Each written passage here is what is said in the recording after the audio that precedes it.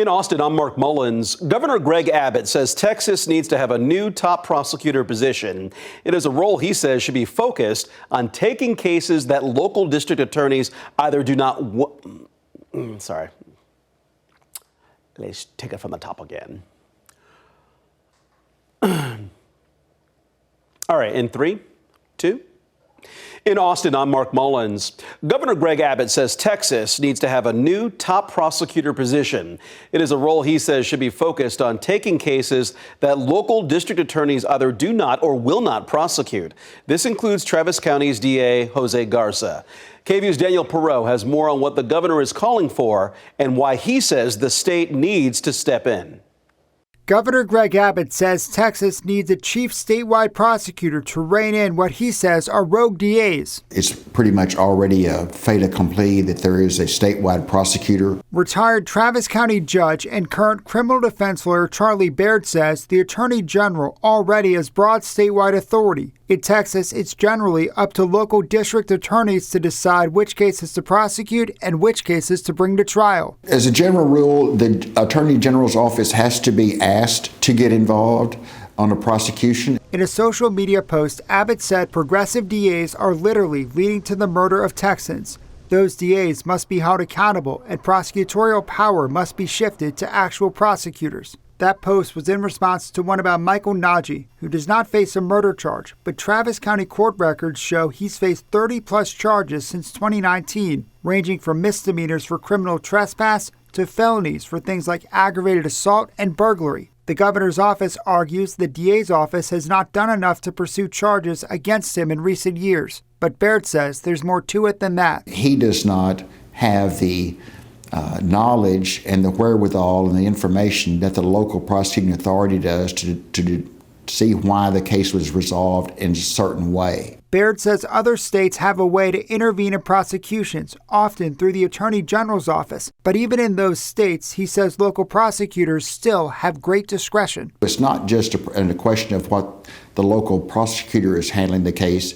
It is more of a question of the overall system and how it impacts everyone. Texas already has a rogue DA law to remove prosecutors from office for policies or not pursuing certain kind of cases. Last year, an effort to oust Travis County District Attorney Jose Garza using it failed. The new push comes just over a month after Texas voters overwhelmingly approved new bail reform measures in a state with among the highest per capita populations of people in prison. It's very difficult to understand how Governor Abbott could figure out or say that individuals are not being prosecuted aggressively in Texas. Baird says adding more layers to the criminal justice system might add more problems. It's going to complicate things immeasurably and make it more time-consuming and difficult to prosecute these cases to some level of finality that everyone's satisfied with.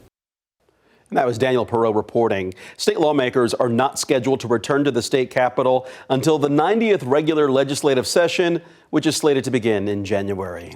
Austin police released new details on Tuesday afternoon about a family altercation that turned deadly in southwest Austin on Monday. Austin police say a 79-year-old man and his 20-year-old grandson shot each other after a verbal fight escalated. APD says this happened Monday evening at a home on O'Rourke Lane in the Circle C Ranch neighborhood. Both men died at the scene.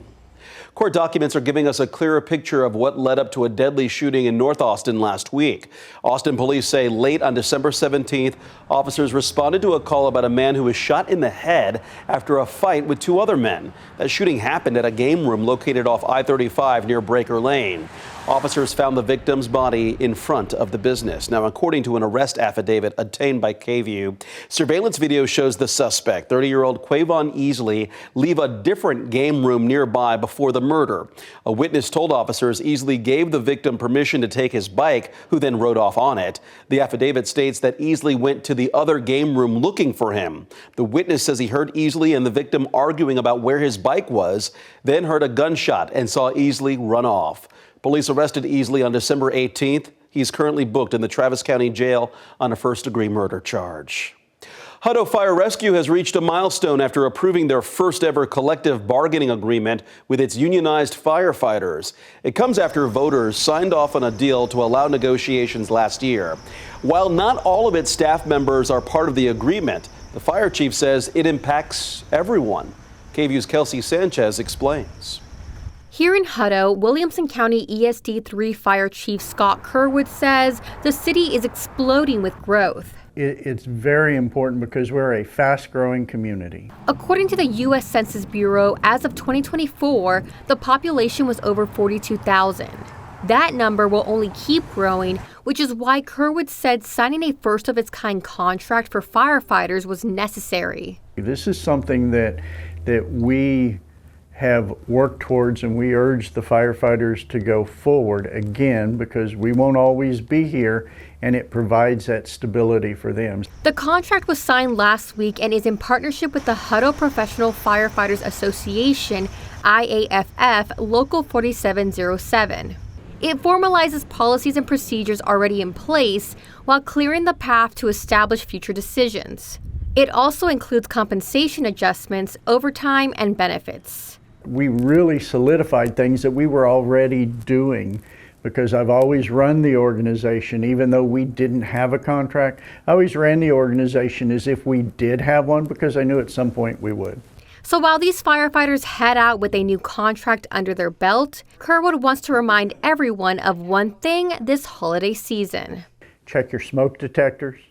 Be careful if you're frying a turkey. Do it outside. Don't do it inside.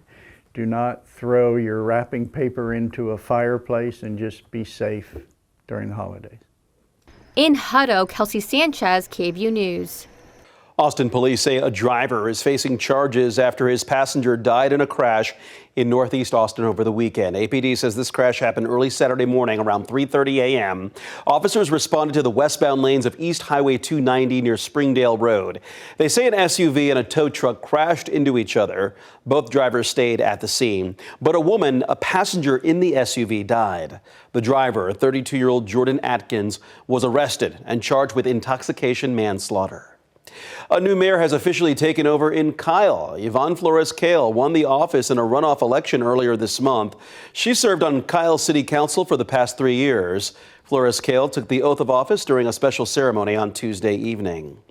The small strip mall that housed the iconic Waterloo record store for over 40 years in downtown Austin could soon be demolished. Developers are hoping to turn the space into yet another high-rise building. A demolition permit was just filed on Monday for the site at 6th and North Lamar Boulevard, where businesses like the 24 Diner and Amy's Ice Cream currently operate. KVUE's Jessica Cha spoke with neighbors about what comes next.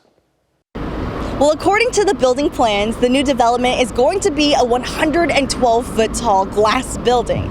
Now, the president of the association, or Awana, says that they're ultimately sad to see some of these existing businesses go. However, growth is inevitable, and so they are excited to see some change. Now, Steve Amos, president of Awana, says their neighborhood is historical, and so it stretches from Lady Bird Lake to Lamar to Mopac. He says Endeavor, the developers of the new building, have collaborated with them to ensure that the building melds with the older features of the neighborhood, but also embraces modernity. He says growth is inevitable, but they want to grow and make sure people have places to work, live, and shop. I think that what it's going to do is continue to reinforce how special Old West Austin is. And also it's a reminder of how do we collaborate with neighborhoods and with developers, but also with the city. How can the city take a step back and say, wait a minute, how can we refresh some of our historic neighborhood collaborations? Now, in a letter of support of the rezoning, Awana leaders said that the building was originally supposed to be 143 feet tall, but they worked with developers to get it scaled back to 112 feet with a 62-foot step down on Baylor Street. Now, we did reach out to the developers to ask why they're building a high-rise building here, and we have not yet heard back from them. In Austin, Jessica Cha, KVUE News. And those are the headlines in Austin. I'm Mark Mullins. See you next time.